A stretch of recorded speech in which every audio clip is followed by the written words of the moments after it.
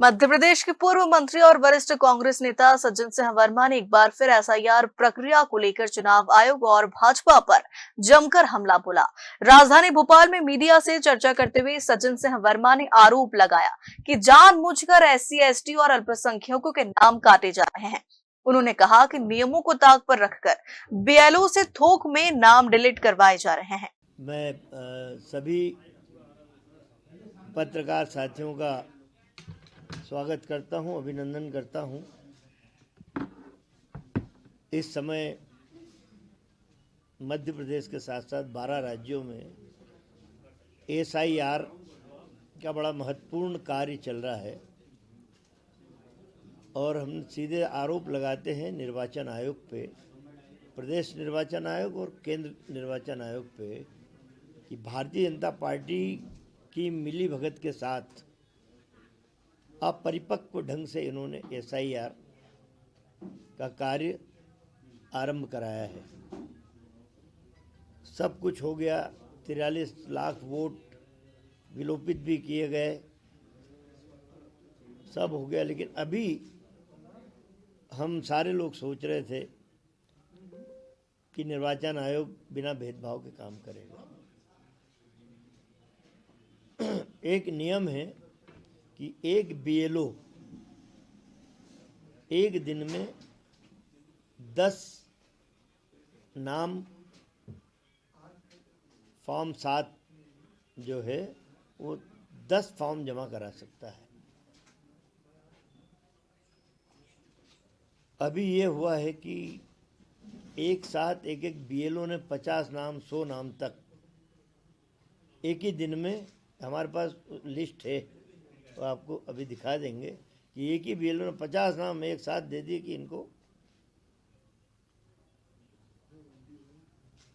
Delete किए जाए। लोगों ने आवेदन दिए, उन्होंने। नियम ये है कि एक एक फॉर्म भरा जाता है और उस पर देख के संज्ञान लिया जाता है, लेकिन यहाँ प्रिंटेड फॉर्म एक ही ऑफिस से हजारों लाखों प्रिंटेड फॉर्म छपके बीजेपी के कार्यकर्ताओं को वितरित हुए। बीजेपी कार्यकर्ताओं ने बीएलओ को दिए। ये नियम है, ये आपको स्पष्ट मैं इसलिए करना चाहता हूँ कि एक बीएलओ को 10 फॉर्म, एक और उन्होंने क्लास डाल दी, उन्होंने बहुत ज़्यादा जरूरी है तो 15 नाम। यदि आपत्तिकर्ता जो नाम कटवाने वाले लोग हैं यदि गलत जानकारी देता है तो उसके खिलाफ एफआईआर करवाई जाना चाहिए। जो व्यक्ति आपत्ति लेता है। दूसरा, यदि एक बीएलओ 15 नाम से ज़्यादा देता है तो उसके खिलाफ भी एफआईआर की जाना चाहिए। तीसरा, निर्वाचन आयोग से बार बार हम मिले हैं मध्य प्रदेश में, मिस्टर झा और मिस्टर जादौन, इन्होंने कहा कि नहीं, हम बड़ी कड़ी दृष्टि रख रहे हैं, एक भी बीएलओ गड़बड़ नहीं कर पाएगा। हम उस दिन बोल के आए थे कि यदि त्रुटि पाई गई तो हम आपके खिलाफ भी एफआईआर कराएंगे, याद रखना। बोले बिल्कुल पारदर्शिता है। तो ये मैं बताना चाह रहा हूँ कि पारदर्शिता कहाँ है, लिस्ट आपको मैं बताऊंगा अभी। कि बीएलओ हमारी आंख के सामने, निर्वाचन आयोग की आंख के सामने आपत्ति ले रहे हैं और एक एक दिन में 100 50 दर्ज करा रहे हैं। ये मैंने मिस्टर झा और यादव ने कहा था कि यदि ये विसंगतियाँ हुई तो हम आपके खिलाफ एफआईआर करेंगे। आप कितने बड़े पद पे भी हो, उससे मतलब नहीं है। हम विथ प्रूफ बात कर रहे हैं, इसलिए आज की प्रेस कॉन्फ्रेंस इसलिए आवश्यक थी कि आपकी तमाम चैनलों ने भी, तमाम समाचार पत्रों ने भी इस बारे में बड़ी गहराई से छानबीन की है। कई समाचार पत्रों में खबरें भी प्रकाशित हुई हैं। दूसरी बात, हमने चुनाव आयोग को कहा कि जो नाम आपने फॉर्म 7 में लिए हैं, जितनी संख्या आपने बताई है, मेरा ख्याल है 1,45,000 के आसपास। हमने उनको कहा कि आप हमें 1,45,000 नामों की सूची दे दीजिए। उन्होंने कहा कि नहीं, हम संख्या देंगे, सूची नहीं देंगे।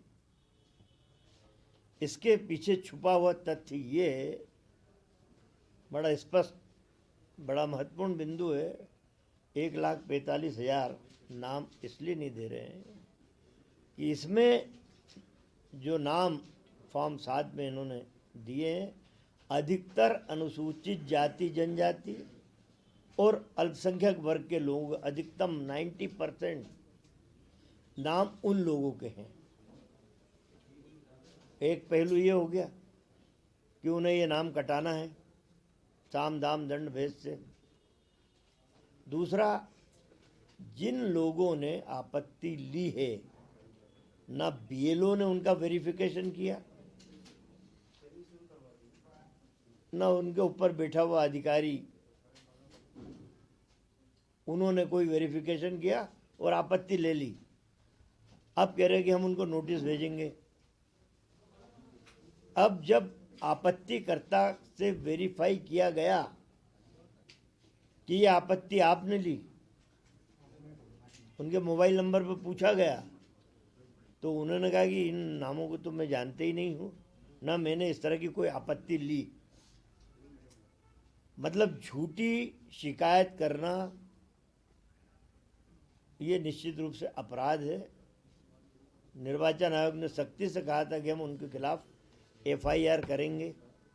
यदि एक बीएलओ आपत्ति लेता है तो उसके पास इस बात का प्रूफ है कि किस व्यक्ति ने आपत्ति ली है।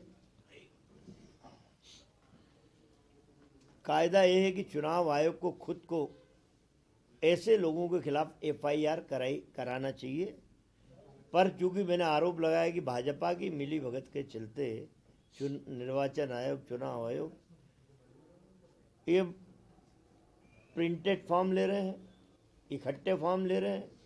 एक सूची ले ली तो देना,